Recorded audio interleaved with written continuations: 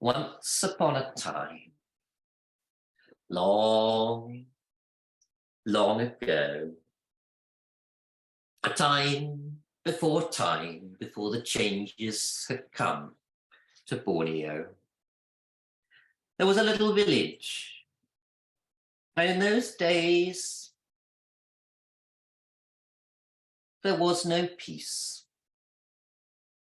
And there was a child born of a mother. The mother was called Wee Woo. The father, we don't know his name. Soon after birth, his head was taken. And not long after that, when the child was 4 or 5, a sickness came, as sickness often used to come to those without defenses. And slowly, everyone in the village started to die.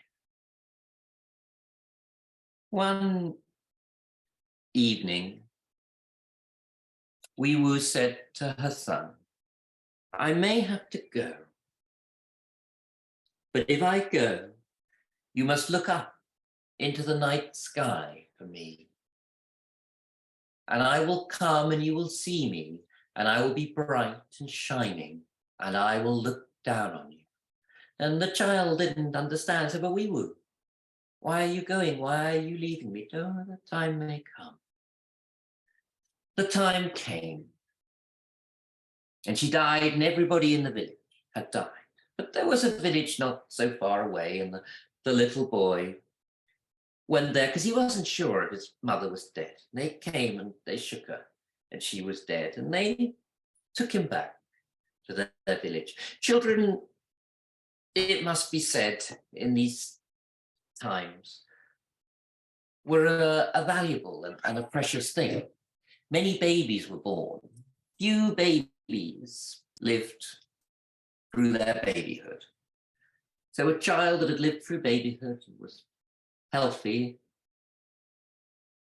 was a good thing to have. It didn't matter whose it was, for your own children might die, and all children are children, and if you bring them up, they will look after you.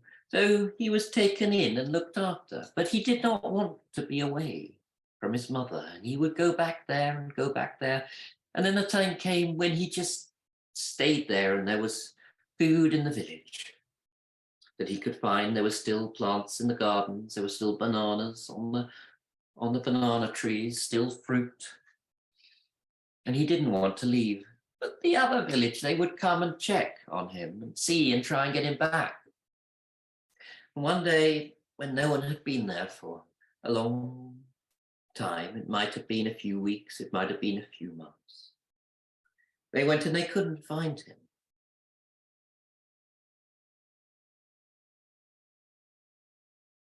He was in the house and he wouldn't leave. And that night, something strange and something new appeared in the sky. It was a great, round, silver disk that lit up the night and turned it into day. And they all looked up in wonder, and he looked up and he said, "Wee Woo." And they looked up, and they too could see a face, the face of his mother. But he wouldn't leave. The next time they came back, his house was all boarded up, and they opened the door, and in the darkness they could see a great creature sitting in the corner. A creature with great talons. A creature, I don't know, about so high and covered in feathers. And first they thought it must have eaten the boy, but then they looked at it and they could see within its flat face and the sharp beak the features of the boy. And they waited with it. And that night when the great silver disc came into the sky. They watched the boy walk slowly out and take wing and fly up into the sky, calling out for its mother, wee woo, twit-a-woo, twit-a-woo, twit-a-woo.